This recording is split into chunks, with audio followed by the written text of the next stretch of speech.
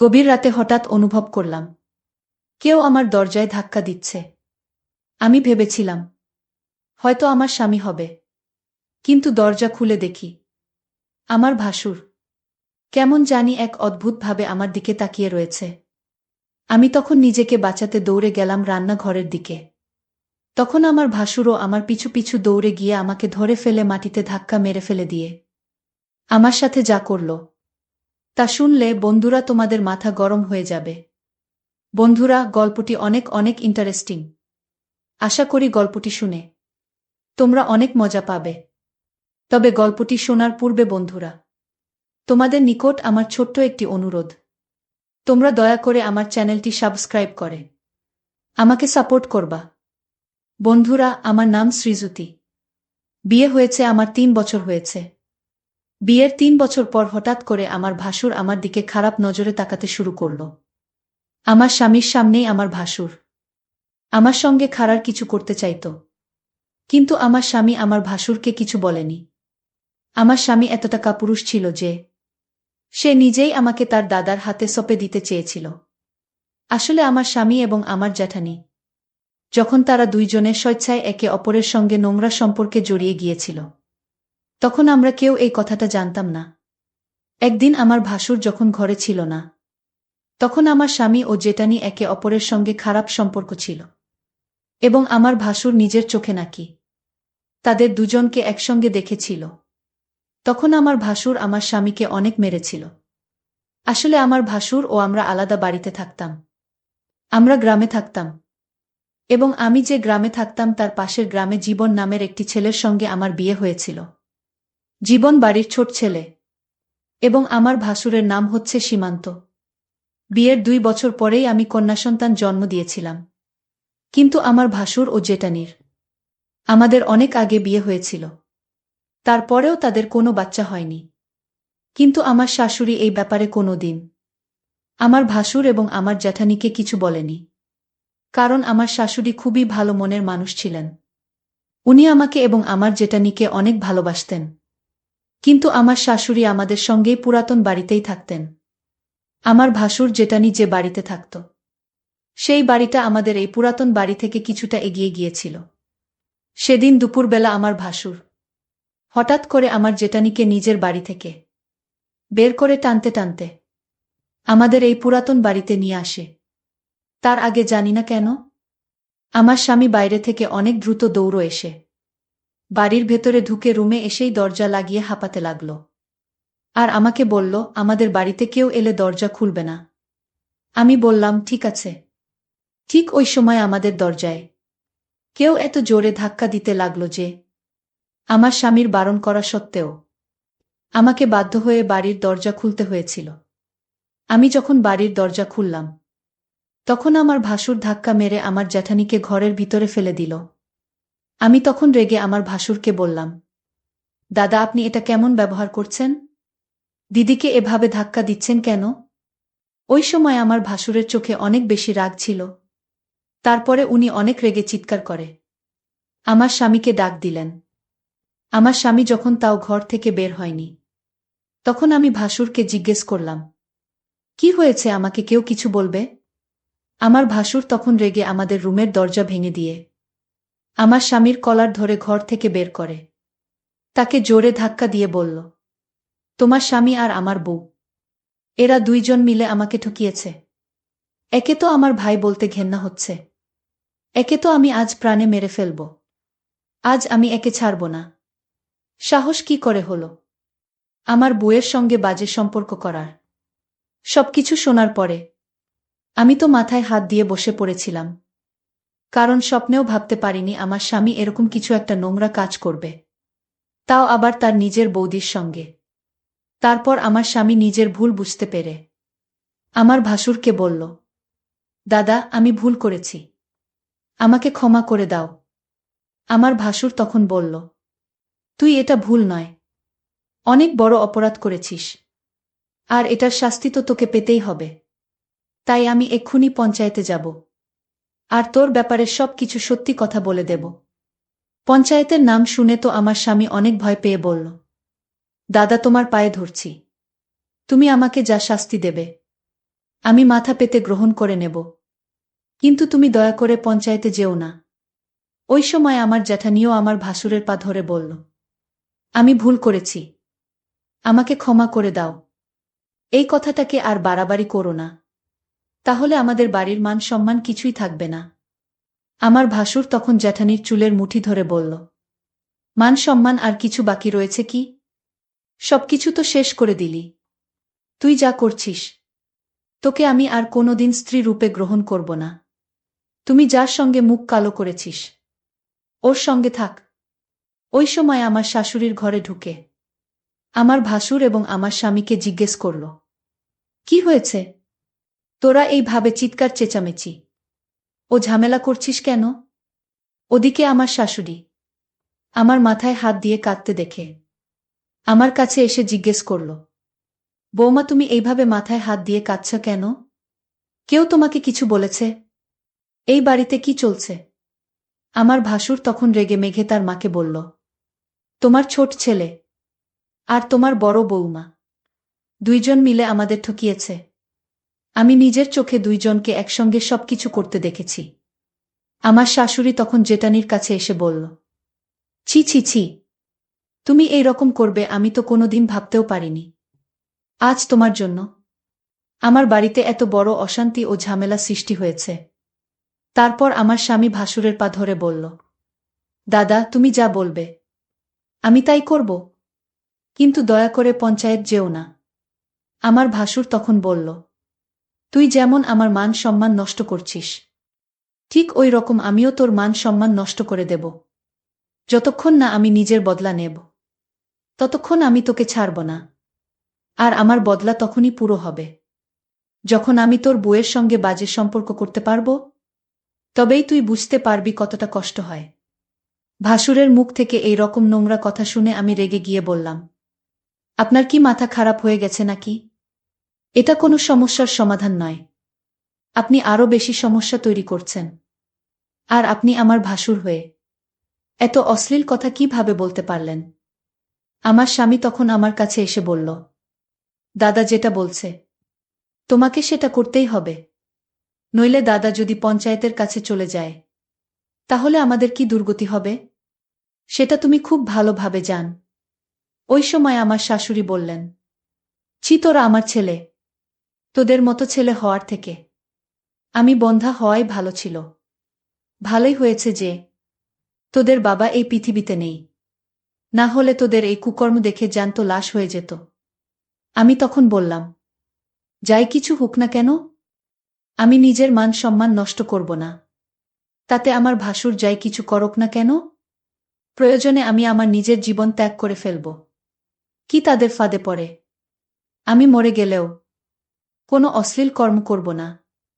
আমার ভাসুর তখন আমার স্বামী কাছে এসে বলল, তুই নিজের বউকে ভালোভাবে বুঝিয়ে দে, আর তা না হলে আমি কিন্তু এক্ষুনি পঞ্চায়েতের কাছে যাব। আমার স্বামী তখন বলল, তোমাকে আমার দাদার কথা মানতেই হবে। আমি তখন রেগে আমার স্বামীর গালে একটা থাপ্পড় মেরে বললাম, পাপ করেছ তুমি, আর শাস্তি পাব আমি। একটা কোন ধরনের বিধান? আমি মরে গেলেও এ কাজ করব না। তোমার চরিত্রে দাগ আছে, কিন্তু আমি কোনোদিন আমার চরিত্রে দাগ লাগতে দেব না। আর এই জন্য আমাকে যা করতে হয় আমি তাই করব। আর তোমার মতো কাপুরুষের সঙ্গে আমার সংসার করা আর না করা সমান। তুমি কেমন স্বামী? নিজের স্ত্রীর মান সম্মান অন্য কারো হাতে তুলে দিতে চাইছ। ছি ভগবান যেন তোমার মতো স্বামী আর অন্য কোনো মেয়ের কপালে না দেয়। আমি তখন আমার জেঠানির কাছে রেগে গিয়ে বললাম, শুধুমাত্র তোমার জন্য আজ আমাদের বাড়িতে এত অশান্তির সৃষ্টি হয়েছে, আর তোমাদের ভুলের জন্য আজ আমার মান সম্মান নিয়ে লোকে খেলতে চাইছে। তোমার এমন কি বাধ্যতা ছিল যার জন্য তুমি এত বড় একটা নোংরা কাজ করলে? আর পুরো দুনিয়াতে তুমি আমার স্বামীকে পেয়েছিলে নিজের চাহিদা পূরণ করার জন্য। ছি, তোমাকে আমি যতটা ভালো ভেবেছিলাম তুমি তার চাইতেও অনেক বেশি খারাপ। আমার জেঠানি তো একটা কোনায় দাঁড়িয়ে চোখের পানি ফেলছিল। তারপর আমি যখন কোনো মতেই আমার ভাসুর এবং আমার স্বামীর কথা মানতে কোনোভাবেই রাজি হয়নি, এবং আমার শাশুড়িও যখন আমার সপক্ষেই ছিলেন এবং উনি যখন এই কাজটা করতে বাধা দিলেন নিজের ছেলেদের, তখন আমার স্বামী ও ভাসুর জোর জস্বামিস্তি করে আমার শাশুড়ি ও আমার মেয়েকে একটা ঘরের মধ্যে বন্ধ করে দেয়। তারপর আমার স্বামী ভাসুরকে বলল, মাকে তো ঘরের মধ্যে বন্ধ করে দিলাম, এবার আমার বউয়ের সঙ্গে তোমার যা করার আছে তুমি করতে পারো। এটা বলে আমার স্বামী যখন ঘরের বাইরে চলে গেল এবং আমার ভাসুর যখন আমার দিকে এগিয়ে আসছিল, তখন আমি না পেরে আমার ভাসুরকে জোরে ধাক্কা দিয়ে দৌড়ে ঘর থেকে বেরিয়ে তাড়াতাড়ি করে পঞ্চায়েতের দিকে গিয়েছিলাম। আমার ভাসুর আমার পেছনে আমাকে ধরার জন্য ছুটে আসছিল। আমি কোনো রকমভাবে নিজের মান সম্মান রক্ষা করে তাড়াতাড়ি পঞ্চায়েতে এসে হাজির হয়েছিলাম।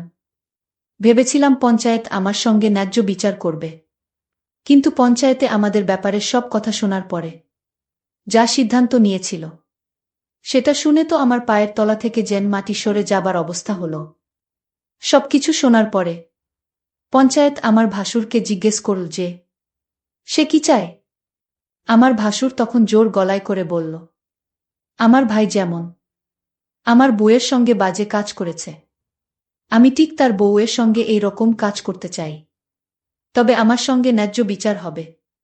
পঞ্চায়েতের যিনি প্রধান ছিলেন তিনি উনার সহকর্মীদের সঙ্গে কিছু আলোচনা করার পরে ঘোষণা করলেন যে আমার ভাসুর যেটা বলছেন সেটাই হবে। ওটা শোনার পরে তো আমি পঞ্চায়েতকে বলেছিলাম, আপনারা এটা ঠিক করছেন না, আপনারা আমার সঙ্গে অন্যায় করছেন। আমার স্বামী এবং আমার জেঠানি ভুল কাজ করেছে, কিন্তু এটার শাস্তি আমি কেন পাব? আমার সঙ্গে এত বড় পাপ কাজ আপনারা করতে পারেন না, তাই আমি পুলিশের কাছে যাব, কিন্তু আমার সঙ্গে এত বড় অন্যায় আমি কোনো মতেই হতে দেব না। ওদিকে আমার জেঠানিকে শাস্তি স্বরূপ পঞ্চায়েতের প্রধান এবং তার সহকর্মীরা পঞ্চায়েতের ঘরে তাকে বন্দী করে রেখেছিল। আমি যখন পঞ্চায়েতের আদেশ মানতে রাজি হয়নি, তখন পঞ্চায়েতের প্রধান বলে দিয়েছিল যে গ্রামের কোনো মানুষ যাতে আমাদেরকে সাহায্য না করে, গ্রামের কোনো দোকানদার যাতে আমাদের কাছে কোনো জিনিস বিক্রি না করে, এমনকি গ্রামের যে টিউবওয়েল থেকে আমরা জল তুলে আনতাম সেটাও আমাদেরকে বারণ করে দিয়েছিল। আসলে আমাদের গ্রামের মানুষেরা পঞ্চায়েতের প্রত্যেকটা আদেশ খুব ভালোভাবে মেনে চলত। তাছাড়া আমাদের কাছে আর কোনো উপায় ছিল না। পুলিশের কাছে কেউ ভয়ে যেত না, কারণ পঞ্চায়েত যখন জানতে পারত যে কোনো মানুষ তার বিচার সালিশ করার জন্য পুলিশের কাছে গেছে, তখন তাদের সমস্ত সুযোগ সুবিধা পঞ্চায়েত বন্ধ করে দিত। তাই গ্রামের মানুষ ভয়ে পুলিশের কাছে যেত না। গ্রামে কোনো বাড়িতে কোনো কিছুর অসুবিধে হলে সেটা পঞ্চায়েত মীমাংসা করত। এমনকি কেউ যদি পুলিশের কাছে যেতে চাইত, তাহলে পঞ্চায়েত তাকে কঠিন শাস্তি দিত। পঞ্চায়েতে যা কিছু মীমাংসা হয়েছিল সব কিছু শোনার পরেও আমার স্বামী কাপুরুষের মতো চুপচাপ দাঁড়িয়েছিল। আমার তো এটা ভেবে আশ্চর্য লাগছিল, একটা মানুষের সঙ্গে এত বছর সংসার করার পরেও সে কিভাবে নিজের বউকে ধোঁকা দিতে পারে। শুধু তাই নয়, নিজের কুকর্ম করার পরে তার সমস্ত কুকর্মের ফল আমার ঘাড়ে চাপিয়ে দিতে পারে। সে যদি ভুল করার পরে নিজের ভুল স্বীকার করে শাস্তি ভোগ করে নিত, তাও আমি তাকে ক্ষমা করে দিতাম। কিন্তু আমার স্বামী এতটা স্বার্থপর ও নির্লজ্জ যে নিজেকে কঠোর শাস্তির হাত থেকে বাঁচানোর জন্য আমাকে বলি দিতে চেয়েছিল। এদিকে আমি মনের মধ্যে জেদ করে নিয়েছিলাম যে যাই হয়ে যাক না কেন, আমি নিজের ভাসুরের কাছে নিজেকে সঁপে দিতে পারব না। আর অন্যদিকে আমার ভাসুরও আমার স্বামীর সঙ্গে বদলা নেওয়ার চক্করে আমাকে নষ্ট করার জন্য উঠে পড়ে লেগেছিল। আর পঞ্চায়েতের নির্দেশ অনুযায়ী গ্রামের কেউ আমাদের সাহায্য করতে রাজি হয়নি। গত 2 দিন থেকে আমি, আমার শাশুড়ি ও আমার মেয়ে আমরা না খেয়ে দিন কাটাচ্ছিলাম। আমাদের বাড়ির সমস্ত খাবার শেষ হয়ে গেছিল। আমার শাশুড়ি যখন গ্রামের দোকানে গিয়েছিল চাল ডাল কেনার জন্য, তখন কেউ আমাদের খাবার দেয়নি, কারণ গ্রামের পঞ্চায়েত বলেছিল আমাদের যদি কেউ সাহায্য করে তাহলে আমাদের মতো তাদেরও অসহায় করে ছেড়ে দেবে। ওই ভয়ে কেউ আমাদের সাহায্য করেনি। আমার 4 বছরের ছোট্ট মেয়েটা না খেয়েই দিন কাটিয়েছিল। ওদিকে আমার স্বামী শাশুড়ির ভয় আমাদের বাড়ি ফেরেনি। তারপর সেদিন সন্ধ্যাবেলায় আমাদের বাড়ির দরজায় যখন কেউ ডাক দিচ্ছিল, তখন দরজা খুলে দেখলাম আমার স্বামী বাইরে দাঁড়িয়ে আছে। তাকে দেখে তো আমার পুরো শরীর রাগে জ্বলছিল। সে তখন আমার ধরে বলল, দয়া করে তুমি পঞ্চায়েতের কথা মেনে নাও এবং আমার দাদার সঙ্গে এই কাজটি করে নাও। মাত্র একদিনেরই তো ব্যাপার। প্লিজ তুমি আমার প্রতি দয়া করো, আর তাহলে আমি মরে যাব। যদি তুমি এই কাজটি করো, তাহলে আমাদের সবকিছু ঠিক হয়ে যাবে, আবার সবকিছু আগের মতোই হয়ে যাবে। না হলে আমাদের না খেয়েই মরতে হবে, আবার মেয়েটারও কষ্ট হবে। আমি তখন স্বামীর এখান থেকে নিজেকে ছাড়িয়ে নিয়ে বললাম, খস্বামীদার আমাকে ছোঁয়ার চেষ্টা করবে না। আজ তোমার পাপের ভাগী আমরা সবাই হয়ে গেছি, আর তোমার জন্য আমার মেয়েটা কষ্ট পাচ্ছে। চিফ ঘৃণা হচ্ছে আমার তোমাকে দেখে। আমার স্বামী তখন আমার দিকে আঙুল দেখিয়ে বলল, সব দোষ তোমার। তুমি যদি দাদার পরামর্শ মেনে নিতে, তাহলে আজ এত খারাপ দিন আমাদের দেখতে হতো না। আমি তখন স্বামীকে বললাম, তুমি কি ধরনের স্বামী, যে কোনো রকম দ্বিধাবোধ ছাড়াই নিজের স্ত্রীকে নিজের দাদার কাছে বিক্রি করে দিতে চাইছ?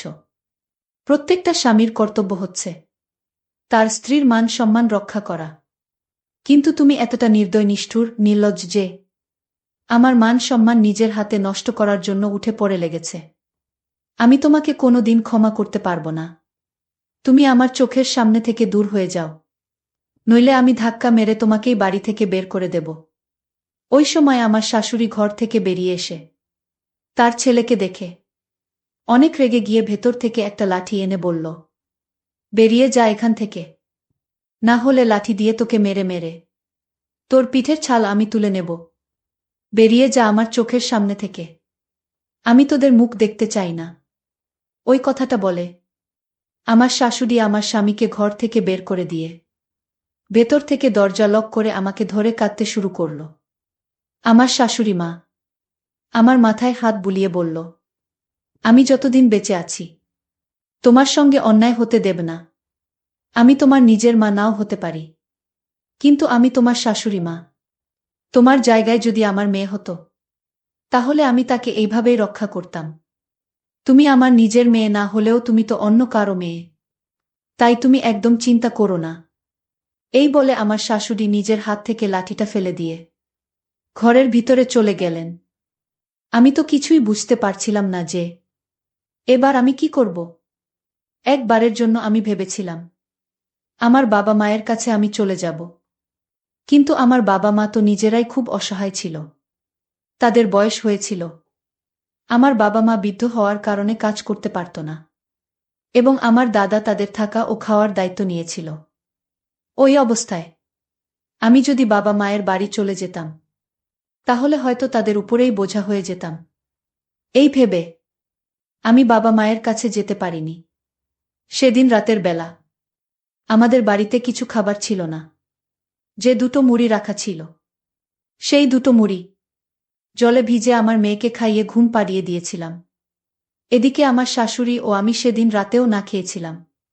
তারপর অর্ধেক রাতে মনে হল আমাদের দরজায় কেউ যেন বাড়ি দিচ্ছে। তখন মনে হয়েছিল হয়তো আমার স্বামী আবার বাড়ি ফিরে এসেছে। দরজায় শব্দ পেয়ে আমার মেয়ে ও শাশুড়ি উঠে যাবে, এই কথা ভেবে আমি তাড়াতাড়ি ঘরের দরজা খুলতেই তাকে দেখে ভয়ে আমার শরীর কেঁপে উঠল। কারণ দরজা খুলতেই দেখলাম আমার ভাসুর দাঁড়িয়ে আছে, এবং সে আমাকে দেখে বলল, দেখো, তুমি আমার ভাইয়ের বউ। এটা আমি খুব ভালোভাবে জানি, কিন্তু আমার মান সম্মান এবং আমার জীবন নষ্ট করেছে তোমার স্বামী। সেটার বদলা আমরা নেবেই। তাই তোমাকে আমার সঙ্গে রাত কাটাতে হবে, নইলে না খেতে পেয়ে আমাদের সবার নাজেহাল অবস্থা হবে, আর তোমার মেয়েও না খেতে পেয়ে মারা যাবে। তাই তুমি যদি তোমার মেয়েকে একটুও ভালোবাসো, তাহলে আমার সঙ্গে রাত কাটানোর জন্য রাজি হয়ে যাও। না হলে আমি তোমার সঙ্গে জোর জস্বামি দোস্তি করে সম্পর্ক করতে বাধ্য হয়ে যাব। তারপর আমি ভাসুরকে বললাম, আমার মেয়ের চিন্তা আপনাকে করতে হবে না। আমার মেয়ের জন্যই এখনো আমি বেঁচে আছি, নইলে কবেই মরে যেতাম। ভাসুরের কথা শুনে আমি তাড়াতাড়ি রান্নাঘরের দিকে যাচ্ছিলাম। তখন উনিও ছুটতে ছুটতে আমার পেছনে এলেন। আমি বুঝে গিয়েছিলাম উনি যেভাবেই হোক আজকে আমার সাথে খারাপই করেই ছাড়বেন। আমি অনেক চিৎকার চেঁচামেচি করার পরেও কেউ আসছিল না। কারণ গ্রামের সবাই আমাদেরকে বয়কট করেছিল। কারণ আমি পঞ্চায়েতের বিচার মেনে নিয়েছিলাম না, বিধায় গ্রামের সবাই আমাদের প্রতি উল্টা ছিল। তারপর আমি ভাবলাম, যেহেতু আজকে আমি আমার ভাসুরের হাত থেকে কোনোভাবেই রক্ষা পাব না, আর এদিকে আমার কারণে আমার মেয়ে, আমার শাশুড়ি সবাই না খেয়ে আছে, সবকিছু চিন্তা করে দেখলাম আমি যদি আমার ভাসুরের সাথে এই রকম কাজ করি, তাতে যদি আমার স্বামীর কোনো আপত্তি না থাকে, তাহলে আমি আর কি করব? নিজের ইজ্জত বাঁচানোর জন্য অনেক সংগ্রাম করেছি, অনেক চেষ্টা করেছি, আর পারব না। এখন যা করে ভগবানের করবে। এই সব কিছু চিন্তা করে আমি আমার ভাসুরের সাথে বাজে কাজ করতে রাজি হয়ে যাই।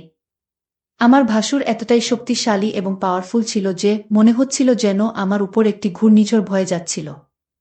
আমি আমার ভাসুরকে বললাম, দয়া করে আপনি একটু সহনশীল হন, আমার অনেক কষ্ট হচ্ছে।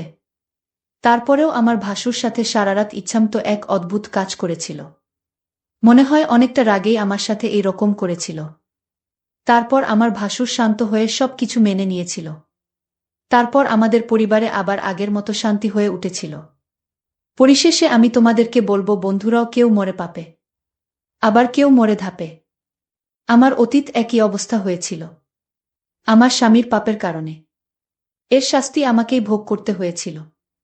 বন্ধুরা, আমি তোমাদের কি বলবো, হয়তো তোমাদের জীবনেও আমার মতো এরকম ধরনের ঘটনা ঘটতে পারে। তাই আমি তোমাদেরকে বলবো, তোমরা অবশ্যই এই পরিস্থিতিতে সাবধানতা অবলম্বন করার চেষ্টা করবে। বন্ধুরা, আজকে এই পর্যন্তই। আবারও আসবো তোমাদের মধ্যে নতুন কোনো ভিডিও নিয়ে। ভিডিওটি যদি তোমাদের ভালো লাগে, তাহলে একটি লাইক দাও। প্রতিদিন আমি তোমাদেরকে একটা করে নতুন গল্প উপহার দিব। তাই তোমাদেরকে অনুরোধ করে বলছি, তোমরা যদি এই রকম ধরনের ইন্টারেস্টিং গল্প পেতে চাও, তাহলে দয়া করে আমার চ্যানেলটি সাবস্ক্রাইব করো। পরিশেষে তোমাদের সকলের সুস্বাস্থ্য কামনা করি। ভিডিওটি দেখার জন্য তোমাদের সকলকে অসংখ্য ধন্যবাদ। আমার নাম দীপক। আমি আমার বেকার অবস্থা নিয়ে খুবই টেনশনে আছি। জায়গায় জায়গায় চাকরি খুঁজতে খুঁজতে ক্লান্ত হয়ে পড়েছি। আজকে এক জায়গায় আমার ইন্টারভিউ ছিল, কিন্তু সেখানেও চাকরি পেলাম না। প্রচণ্ড গরমে কপালের ঘাম মুছলাম, আর গভীর নিঃশ্বাস নিয়ে ভাবলাম আজকে যেন সূর্যের চারিদিকে আগুন লাগিয়ে দিয়েছে। মনে হচ্ছে সূর্যদেব আমার পরীক্ষা করছেন। আগে থেকেই চাকরির টেনশনে ছিলাম, আর আজকে এত গরম মাথা খারাপ করে দিল। আমি আমার হাতে ধরা ফাইল মাথার উপরে নিয়ে নিজেকে সূর্যের হাত থেকে বাঁচানোর চেষ্টা করলাম। রাস্তার পাশ দিয়ে বড় বড় পায়ে হেঁটে যাচ্ছিলাম। তখনই হঠাৎ একটা গাছ দেখতে পেয়ে সেই গাছের নিচে এসে দাঁড়ালাম। গাছের ছায়ে দাঁড়িয়ে কিছুটা শান্তি অনুভব হলো। ব্যাগ থেকে জলের বোতল বের করে জল খাওয়ার জন্য যখনই বোতল মুখে লাগালাম, তখন দেখলাম জলও শেষ হয়ে গেছে। তৃষ্ণার কারণে আমার অবস্থা খারাপ। এদিক সেদিক তাকিয়ে কোথাও জলের কল দেখতে পেলাম না। সবাই নিজের নিজের কাজে ব্যস্ত, একমাত্র আমি আছি। যে বেকার জলের খালি বোতল নিয়ে আমি আশপাশে চোখ ঘোরালাম, তাতে কোথাও থেকে জলের ব্যবস্থা করা যায়, কিন্তু কোথাও জল নজরে পড়ল না। যদি কোথাও জলের কল দেখতে পেতাম, তাহলে এই বোতলটা ভরে নিতে পারতাম। সবে আমি আশেপাশে দেখছিলাম, তখনই আমার মনে হলো কেউ যেন আমার পাশে দাঁড়িয়ে আছে। তখনই কেউ একজন আমার সামনে ঠান্ডা জলের বোতল এগিয়ে দিল। হাতটা যে আমার দিকে এগিয়ে দিয়েছিল, তার হাত দুধের মতো ফর্সা হাতের, আঙুলে একটা সোনার আংটি আর চকমকে চুড়ি পরা। আমি হাত দেখে চোখ উঠিয়ে যখন সেই মানুষটির মুখের দিকে তাকালাম, তখন চমকে উঠলাম যে তিনি তো একজন মহিলা, যিনি গোলাপি কালারের শাড়ি পরেছিলেন। মহিলাটি খুব সুন্দরী। তার বয়স 40 বছরের মতো হবে। এত বয়স হওয়ার পরেও শরীর দেখে মনে হচ্ছে যেন কোনো 18-19 বছরের মেয়ে। তার চোখে একটা অদ্ভুত জ্যোতি ছিল, আর হাইফাই মেকআপ করা মুখে হালকা হাসি লেগেছিল। সে বলতে লাগলো, এই নাও, জলটা খেয়ে নাও।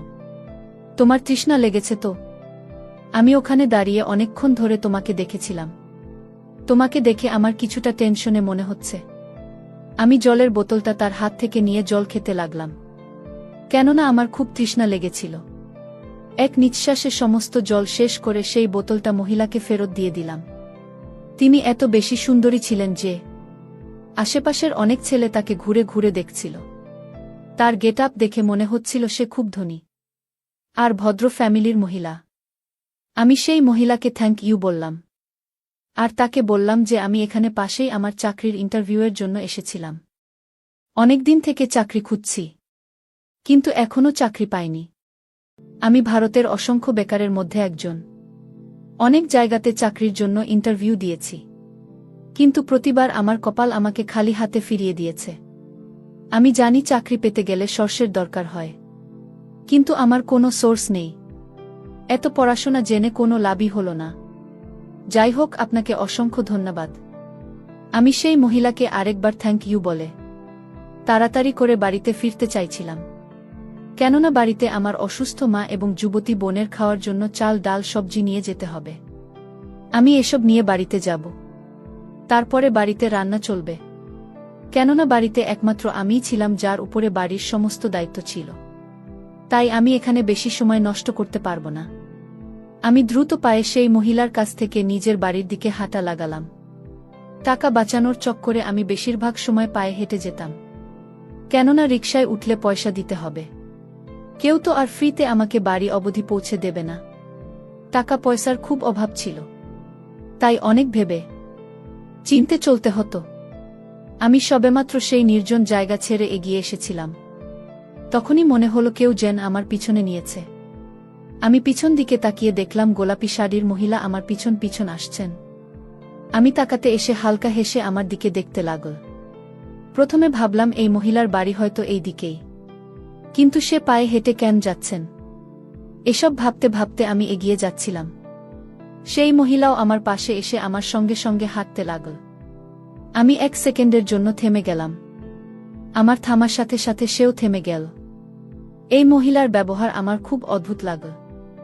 না হলে এত সুন্দরী একজন মহিলা আমার পেছনে নেবে কেন? কিন্তু তবু আমি তার দিকে ঘুরে তাকিয়ে তাকে বললাম, কি ব্যাপার ম্যাডাম, আপনি আমার পিছন পিছন আসছেন কেন? আপনাকে কি আপনার জলের দাম দিতে হবে? আমার এই কথা শুনে সে হাসতে লাগল, আর নিজের ব্যাগ থেকে একটা প্যাকেট বের করে আমার হাতে দিয়ে বলল। প্যাকেটটা দেখে শক হয়ে গেলাম যে এর মধ্যে কি আছে, আর এই অপরিচিত মহিলা কেনই বা আমাকে যেটা দিচ্ছেন। প্যাকেটটা খুলে দেখি আমি হঠাৎ ঝটকা অনুভব করলাম। আমার হাত কাঁপতে লাগল। এর ভিতরে তো অনেক টাকা, যেটা আমি গুনতেও পারছি না, কিন্তু আনুমানিক ৫-৭ লক্ষ টাকার কম না। এদিকে আমার পকেটে শুধু ৫ টাকার মতো পড়ে আছে। মহিলাটি বললেন, এখানে ৫ লাখ আছে, আমি এই টাকাটা তোমাকে দিয়ে দেব। এইটা তোমার হতে পারে। তুমি কি এই ৫ লাখ টাকার মালিক হতে চাও? মহিলাটির কথা শুনে আমি অবাক হয়ে গেলাম। তিনি আমাকে কোনো কাজের জন্য এত টাকা দিচ্ছেন। আমি জিজ্ঞেস করলাম, আপনি এত টাকা আমাকে কেন দিতে চান? আমি তো আপনাকে চিনিই না। আমি আপনার কোনো কাজ করেছি? তাহলে আপনি কেন এত টাকা আমাকে দিতে চাইছেন ম্যাডাম? আপনি কি আমাকে বোকা বানাচ্ছেন? সেই মহিলা আমার দিকে তাকিয়ে বললেন, তোমাকে একটা কথা বলতে চাই, কিন্তু এখানে না, চলো সামনে কোথাও বসে ধীরে সুস্থে কথাবার্তা বলি। সেই মহিলাটা আমার আগে আগে চলছিল, আর আমি তার পিছনে পিছনে। আমার মন যেন খুশির ডানা মেলেছিল। আমি তো ৫ লক্ষ টাকার জন্য সব কিছু করতে রাজি। এই ৫ লক্ষ টাকা আমার মতো গরিবের জন্য কম টাকা নয়। ৫ লাখ টাকা পেলে আমি তো নিজে কোনো ব্যবসা করতে পারব। কিন্তু আমার মনে অনেক প্রশ্ন উকি মারছিল। ওই মহিলা হাঁটতে হাঁটতে আমাকে একটা রেস্টুরেন্টে নিয়ে গেল। রেস্টুরেন্টের ভেতরে আসার পরে আমরা দুজন এক কোণে বসলাম। তিনি ওয়েটারকে বলে কফির অর্ডার দিলেন। কিছু সময় পরেই তার ফোনে কারো ফোন এলো, আর সে কথা বলার জন্য চলে গেল। সেই সময় আমি আশেপাশে তাকিয়ে রেস্টুরেন্টে ভালোভাবে দেখছিলাম। এটা অনেক বড় রেস্টুরেন্ট, আর এখানে ধনী লোকেরাই আসে। আমি তো কখনো এর পাশ দিয়ে যাইনি, কেননা আমার এত ক্ষমতা নেই। কিছু সময় পরে সেই মহিলা এসে চেয়ারে বসে পড়ল। ওয়েটার কফি নিয়ে এসেছিল। তিনি আমাকে বললেন, কফি খেতে খেতে কথা বলি। আমার মনে বারবার এই প্রশ্ন জেগে উঠছিল না, জানিয়েই মহিলা আমাকে কি কথা বলবেন। সে আমাকে দিয়ে কোনো উল্টোপাল্টা কাজ করবেন না তো, যেটা আমি করতে পারবো না। আমি একজন সৎ ছেলে, সারা জীবন আমি সব ভাবে থেকেছি। আমি কখনো কোনো অন্যায় কাজের কাছেও যাইনি। কফি খেতে খেতে সে আমাকে যে কাজের কথা বলল, সেটা শুনে তো আমার হুঁশ উড়ে গেল। কেননা তিনি বলতে লাগলেন, তোমাকে এক রাত আমার মেয়ের রুমে থাকতে হবে। আমার মেয়ে ছেলেদের প্রতি খুব, তোমাদের মতো ছেলের জন্য সে পাগল হয়ে থাকে। আগামীকাল আমার মেয়ের জন্মদিন, তাই আমি ওকে তোমার মতো যুবক আর স্মার্ট ছেলেকে ওকে গিফট করতে চাই। ওই মহিলা এত বেশি পাগলের মতো কথা বলছিল যে আমি তার কথা শুনে হতবাক হয়ে গেলাম। আমি তো কখনো স্বপ্নেও ভাবতে পারিনি যে এরকম একজন সুন্দরী মহিলা লিমিট ক্রস করে দেওয়ার মতো কথাও বলতে পারে। এ কেমন মা যে নিজের মেয়ের জন্য কোনো যুবক ছেলের বন্দোবস্ত করছে। লজ্জা আমি নিজের গান বন্ধ করে নিতে চাইছিলাম। আমি বললাম, ক্ষমা করবেন ম্যাডাম, আমি গরিব, কিন্তু এরকম করতে রাজি নই। এই কথাটা বলে আমি সেখান থেকে উঠে যেতে লাগলাম। তখনই সে আবার সেই প্যাকেট বের করল, যেটাতে আরও 5 লাখ টাকা বেশি ছিল। এখন আমাকে 10 লাখ টাকা বের করে দেখালেন। সেটা আমার সামনে রেখে ফাঁকা করে সেই টাকাটা আমাকে দেখানোর চেষ্টা করতে লাগল। তার এই কাজ আমাকে আবার সেখানে বসে পড়তে বাধ্য করে দিল। আমি নিজের জীবনকে শোধরাতে চাইলাম, কিন্তু আমি দূর অবধি এর কোনো আশা দেখতে পাচ্ছিলাম না। এটা আমার কাছে একটা গোল্ডেন চান্স, যেটা অ্যাকসেপ্ট করে নিলে হয়তো আমার জীবন বদলে যাবে। আমি সেই মহিলার দিকে তাকালাম, যে নিজের হাতে টাকাটা না দিয়ে আমাকে লোভ দেখাচ্ছিল, আর বল, ভেবে নাও এটাতে তোমার লাভ। মাত্র এক রাতের ব্যাপার, আর এই এক রাতেই তোমার কপাল বদলে যেতে পারে। আমার তোমাকে অভাবে মনে হলো, সেই কারণে ভাবলাম তোমার সাহায্য করি। না হলে আমার মেয়ের জন্য ছেলেদের কোনো অভাব হবে না। শুধু এক রাতে এত টাকা পাচ্ছ, তাহলে তোমার অসুবিধা কোথায়? নাকি তুমি এতটা সামর্থ্য নেই যে তুমি পারবে না তার সাথে? এই কথা বলে সে চুপ করে হাসতে লাগল। আমি এদিকে খুব লজ্জায় পড়ে গেলাম। আমি ভাবছি আমি কি করব, এই মহিলার কথা কি মেনে নেব, নাকি এই মহিলাকে না করে দিয়ে বাড়ি চলে যাব।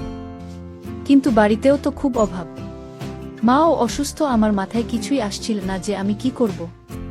বোনও আছে যাকে বিয়ে দিতে হবে। আমি ছাড়া বোন আর মায়ের কেউ নেই, আমাদের তেমন কিছুই নেই। মা অনেক কষ্ট করে আমাকে পড়াশোনা শিখিয়েছেন, কিন্তু তবুও আমি বেকার। আমি তাড়াতাড়ি করে সিদ্ধান্ত নিয়ে সেই মহিলার কথাতেই রাজি হয়ে গেলাম। সে হাসতে হাসতে বলল, আমি তোমার কাছ থেকে এটাই আশা করছিলাম, এতে তোমারই লাভ। এরপরে সে আমাকে ওই 10 লাখের মধ্যে থেকে 5 লাখ দিয়ে বলল, এটা তোমার অ্যাডভান্স, যাও, বাকি টাকা হওয়ার পরেই পেয়ে যাবে। আমিও ওই 5 লাখ নিয়ে নিজের বাড়ির দিকে চলে এলাম। সেই মহিলা আমাকে নিজের মোবাইল নাম্বার আর বাড়ির অ্যাড্রেস দিয়ে দিল, আর বলে দিয়েছিল যে আমাকে কোনো সময় তার বাড়িতে যেতে হবে। আমি সেখান থেকে ফেরার পথে বাজারে গেলাম, কেননা আমার ফিরতে অনেক দেরি হয়ে গেছে। তাই মায়ের কিছু ওষুধ আর ফলমূল নিয়ে হোটেল থেকে খাবার কিনে নিয়ে বাড়িতে এলাম। সঙ্গে বাড়ির জন্য কিছু চাল, ডাল, তরিতরকারি আনলাম। আমার মা আমার হাতে এত জিনিস দেখে আর হোটেল থেকে আনা খাবার দেখে হতবাক হয়ে গেলেন, কেননা এর আগে আমি কখনো এত জিনিস নিয়ে বাড়ি আসিনি। মা আর বোন আমাকে প্রশ্ন করতে লাগল, তুমি এত কিছু কিভাবে নিয়ে, এত টাকা তোর কাছে কোথা থেকে এলো? সকালে তুমি বলেছিলে যে তোর কাছে টাকা নেই। হাত মুখ ধুতে ধুতে আমি মাকে বললাম, মা, আমি এক জায়গাতে চাকরি পেয়ে গেছি, তারাই আমাকে অ্যাডভান্স দিয়েছে। সেই টাকা দিয়েই আমি তোমাদের জন্য এই সমস্ত জিনিস নিয়ে এসেছি। আজকের রান্না থেকে মুক্তি পেয়েছ বলে বোনকে খুব খুশি দেখাচ্ছিল, কেননা সে বেচারা সবসময় ঘরের কাজ করতে থাকে। আমার মা আমার চাকরির কথা শুনে খুব খুশি হয়ে বললেন, ভগবান তোকে এভাবেই সফল করুক। এরপরে আমরা 3 জনই একসাথে বসে খাবার খেয়ে নিলাম। কিন্তু আমার ধ্যান এখনও সেই মহিলার দিকেই ছিল যে তার মেয়ের সাথে ঘরে থাকানোর জন্য আমাকে 10 লাখ দেবে। এটা কি সত্যি নাকি আমাকে বোকা বানালো? এখন যাই হোক, এটা সত্য তা তো কালকেই জানতে পারব। আমি পরের দিন সকাল সকাল তৈরি হয়ে ঘর থেকে বেরোতে যাব। তখন আমার মা জিজ্ঞেস করলেন যে আমি এত সেজেগুজে কোথায় যাচ্ছি। আমি মাকে বললাম, আমি কালকে তো তোমাকে বলেছিলাম যে আমি চাকরি পেয়েছি, এখন সেখানে যাচ্ছি। তুমি ভগবানের কাছে প্রার্থনা করো যাতে তোমার ছেলে সফল হতে পারে। যদি তোমার ছেলে সফল হতে পারে তাহলে আমাদের সকলের ভাগ্য বদলে যাবে। আমার মা এই কথা শুনে খুশি হয়ে গেল। আমি বাড়ি থেকে বেরিয়ে একটা অটো রিক্সা ধরে সেই মহিলার বলা ঠিকানায় গেলাম। সেই মহিলার বাড়িতে পৌঁছে বাড়ি থেকে তো আমি হতভম্ব হয়ে গেলাম। আমি আবার নিজের কাছে থাকা অ্যাড্রেস দেখলাম। তারপরে আবার এই বাড়িটাকে দেখলাম। এটা কোনো বাড়ি নয়, বরং একটা রাজমহল, এত বড় আর সুন্দর বাড়ি। প্রথমবার দেখছি, কিন্তু আমি এটা ভেবে অবাক হলাম যে এত ধনী মহিলা এত অন্যায় কাজ কিভাবে করতে পারেন। বাড়ির বাইরে দাঁড়িয়ে তার দেওয়া নম্বরে কল করলাম। সে আমার কল রিসিভ করে জিজ্ঞেস করলেন, তুমি কোথায়? আমি তাকে বললাম যে আমি আপনার বাড়ির বাইরে দাঁড়িয়ে আছি। আমার কথা শুনে সে সব খুলে বললেন, আরে তুমি বাইরে দাঁড়িয়ে আছ কেন? তাড়াতাড়ি করে ভেতরে এসো, আমি অনেকক্ষণ ধরে তোমার অপেক্ষা করছি। আমি ভয়ে ভয়ে সেই বাড়ির ভিতরে গেলাম, কারণ এরকম বাড়ি এর আগে আমি শুধুমাত্র সিনেমাতেই দেখেছি। বাড়ির ভেতরে ঢুকে দেখলাম সেই মহিলা সামনে তৈরি হয়ে দাঁড়িয়ে আছেন। আজকে তো সে খুব ছোট জামা পরেছিল, আর তার শাড়ির আঁচল ও তার কাঁধের উপর ছিল না। সেই মহিলাটি আমাকে বললেন, মনে রেখো, তুমি যদি আমার উদ্দেশ্য ঠিকভাবে না করো তাহলে তোমাকে আমি টাকা দেব না। যদি তোমাকেই টাকা নিতে হয় তাহলে আমার কথা মতো করতে হবে। তারপরে তিনি আমাকে বসতে বললেন, আর চাকরানীকে ডাক দিয়ে বললেন, অতিথি এসেছে, তার জন্য চা বানিয়ে নিয়ে এসো। আমি খুব বেশি নার্ভাস ফিল করছিলাম। তখন ওই মহিলাটি বলতে লাগলেন, তোমাকে যে কাজের জন্য এখানে ডাকা হয়েছে সেটা রাতে শুরু হবে। ততক্ষণ এখানে বসে টিভি দেখে টাইম পাস করো। আমি টিভি এবং মোবাইল দেখে সারাদিন পার করে দিলাম। এখানে আমাকে কিছু সময় পর পর কিছু না কিছু খেতে দেওয়া হচ্ছিল। রাত হলে সেই মহিলাটি আমার কাছে এসে বলতে লাগলেন, তোমার অপেক্ষা শেষ হয়েছে, এখন তোমাকে আমার মেয়ের ঘরে যেতে হবে। সে তোমার জন্য অপেক্ষা করছে। আমার হৃদয়ের গতি বেড়ে গেল, কারণ আমি তো একটা যুবক ছেলে, আর আমি ফিলিংসের উপরে কতক্ষণ কন্ট্রোল করতে পারি। আমি মনে মনে ভাবছি, যতটা সুন্দরী এই মহিলা, এর মেয়ে ও নিশ্চয়ই ততটাই সুন্দরী হবে। আর যেখানে মা নিজেই নিজের মেয়ের ঘরে আমাকে পাঠাচ্ছেন, সেখানে আমি কেন এই ইসবের জন্য নিষেধ করব? আমি সেখান থেকে সিঁড়ি দিয়ে উঠতে উঠতেই মহিলার মেয়ের ঘরের বাইরে এসে পড়লাম। ওর মা নিজের ঘর খুলে দিল। আমার হৃদয় খুব জোরে জোরে ধুকপুক করছিল। আর আমি ঘরের ভিতরে পা রাখলেই যে দৃশ্য আমার সামনে ভেসে উঠল, তা তো আমার পায়ের তলা থেকে মাটি সরিয়ে দিচ্ছিল। ঘরটা এমনভাবে সাজানো হয়েছিল যেন আজকে আমার বাসর রাত। একটা ভীষণ সুন্দরী মেয়ে বিছানায় শুয়েছিল। এত বেশি সুন্দরী মেয়ে আমি এর আগে কখনো দেখিনি। কিন্তু একটা অদ্ভুত ব্যাপার হলো যে মেয়েটা হয়তো ঘুমিয়েছিল অথবা বেহুশ হয়েছিল। আমি তাকে শুয়ে থাকতে দেখে তার মাকে প্রশ্ন করলাম যে, আপনার মেয়ে শুয়ে আছে কেন? তখন মহিলা আস্তে আস্তে বলতে লাগলেন যে অজ্ঞান হয়ে আছে, আর আমি নিজেই অজ্ঞান করে দিয়েছি। তোমাকে যেটা বলেছি তুমি শুধু সেটাই করো, আর সম্পন্ন হয়ে গেলে তুমি তোমার বাকি টাকা নিয়ে চলে যেও। আর বাইরে থেকে দরজা বন্ধ করে দিলেন। আমি আস্তে আস্তে হাঁটতে হাঁটতে ওই মেয়েটার পাশে গিয়ে দাঁড়ালাম। মেয়েটি এত বেশি সুন্দরী ছিল যে তার মুখের উপর থেকে আমার চোখ সরছিলই না। আমি তাকে দেখতে থাকলাম। তারপরে যে উদ্দেশ্যের জন্য আমাকে টাকা দেওয়া হতো, আমি সেই উদ্দেশ্যের দিকে ধ্যান দিলাম। এই ঘরে আমার প্রায় 2 ঘন্টা কেটে গেছে, আর এই মেয়েটা আমার হৃদয় চুরি করে নিয়েছে। আমি ঘরের জানলা দিয়ে বাইরে তাকিয়ে দেখলাম মেয়েটার মা না জানি কোনো চিন্তায় হাঁটাহাঁটি করছিলেন। হয়তো তিনি আমার অপেক্ষা করছিলেন।